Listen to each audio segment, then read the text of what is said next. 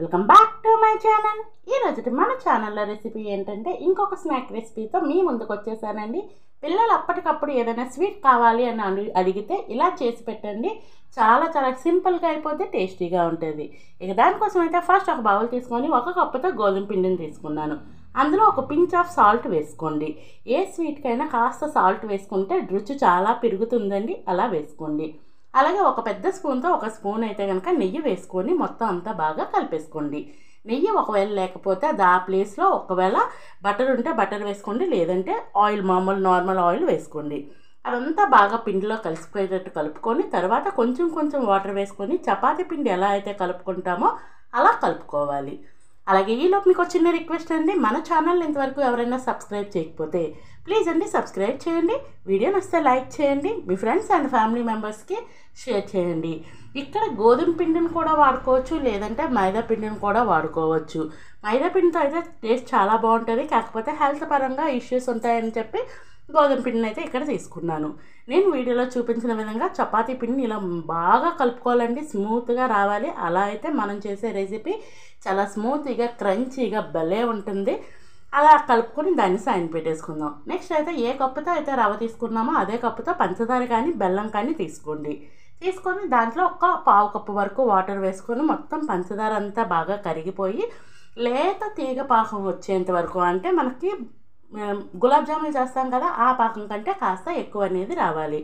అలా వచ్చేంత వరకు ఈ పాకాన్ని అయితే రెడీ చేసుకోవాలి. నేను వీడియోలో చూపిస్తున్న చూడండి, మనకి హ్యాండ్స్తో పట్టుకుంటే కాస్త జిగటగా తయారైతే సరిపోద్ది. ఇలా రెడీ అయిన తర్వాత ఇందులో అయితే ఒక 1/2 స్పూన్ వరకు యాలకుల పొడిని వేసుకోండి, టేస్ట్ అయితే బాగుంటుంది. ఒకవేళ అది లేకపోతే స్కిప్ చేసేయచ్చండి, ఏం పర్వాలేదు. ఉంటే మాత్రం వేసుకోండి, ఫ్లేవర్ అనేది చాలా బాగుంటుంది. ఇలా ఈ పాకాన్ని కూడా రెడీ అయిపోయిన తర్వాత మూత పెట్టేసి సైడ్ ఉంచేద్దాం. ఈలోపు మనకి పిండి అనేది బాగా నాని ఉంది, చూస్తున్నారు కదా. వాటిలో నుంచి అయితే కనుక చిన్న నిమ్మకాయ సైజ్ అంత ఫోటోని అయితే కనుక తీసుకొని ఇలా బాల్స్లో రెడీ చేసుకుందాం. ఇలా రెడీ చేసుకున్న బాల్స్ని ఒక్కొక్కటిగా తీసుకొని నేను వీడియోలో చూపించిన విధంగా ఇలాగ మరీ పల్చగా కాకుండా మరీ మందంగా కాకుండా పామేసుకోవాలి.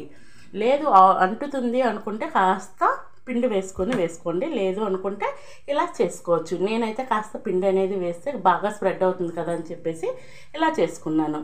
వీడియోలో చూపించిన విధంగా ఒక చపాతీ టైప్లో చేసుకోవాలి. చేసుకున్న తర్వాత దీన్ని అయితే కనుక ఫోల్డ్ చేసుకోవాలండి. వీడియోలో చూపిస్తాను చూడండి.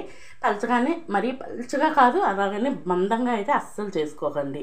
ఇలా చేసుకున్న తర్వాత దీనిపైన నూనె కానీ లేదంటే నెయ్యి కానీ ఇలా పైన రాసుకున్న తర్వాత వీడియోలో చూపించిన విధంగా ఫోల్డ్ చేసుకోండి. మరొక్కసారి మరీ గట్టిగా కాకుండా స్మూత్గా ఇలా ప్రెస్ చేసి పామేయండి.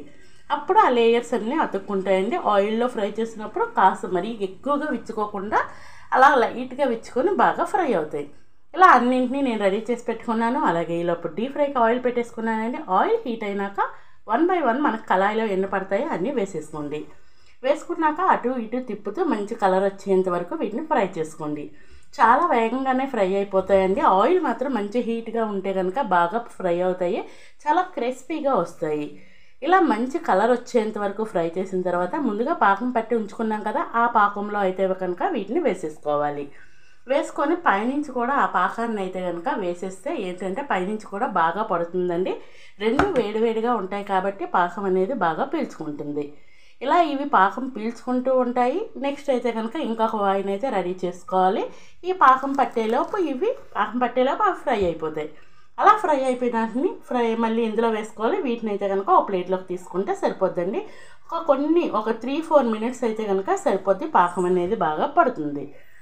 మీకు చూపిస్తున్నాను చూడండి, ఎంత బాగా పాకం పట్టాయి కదా. పైనుంచి కూడా అలా మనం వేస్తూ ఉంటే కనుక ఎక్కువగా చేసుకుంటే బాగా ములుగుతాయి. మనం చేసే క్వాంటిటీ తక్కువ కాబట్టి మనమే అటు ఇటు తిప్పుతూ పాకం అనేది బాగా పట్టేటట్టు చూసుకోవాలి. ఫైనల్లీ రెసిపీ అయితే రెడీ అయిపోయింది. చూసారా ఎంత ఎమ్మీగా ఉంటుంది. ఒకసారి ట్రై చేయండి.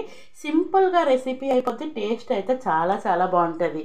ఎవరికైనా స్వీట్ తినాలి అని క్రేవింగ్స్ వచ్చినప్పుడు ఇలా ఒకసారి ట్రై చేయండి. రెసిపీ అయితే అదిరిపోద్ది అంతే. ఫైనల్లీ రెసిపీ అయితే రెడీ అయిపోయిందండి. Ready to eat. Thank you for watching. అందరూ బాగుండాలి, అందులో నేను ఉండాలి. Don't forget, please subscribe my channel.